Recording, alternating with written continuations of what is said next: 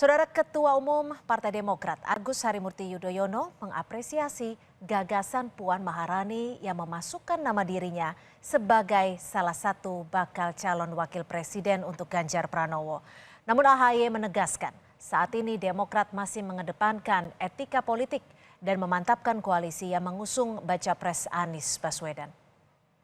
Terima kasih kepada siapapun yang menyebutkan bahwa AHY bisa diperhitungkan dan lain sebagainya, berpasangan dengan siapapun, ya.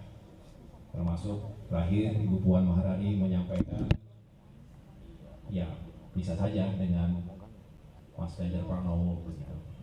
Saya menghormati, seperti saya menghormati siapapun yang memberikan sikap atau pernyataan.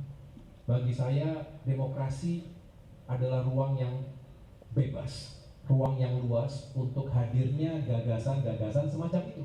Terus membangun komunikasi dengan cair, fleksibel, tapi kami memilih juga tetap menjunjung tinggi etika, nilai, dan juga prinsip-prinsip dalam berkomunikasi politik.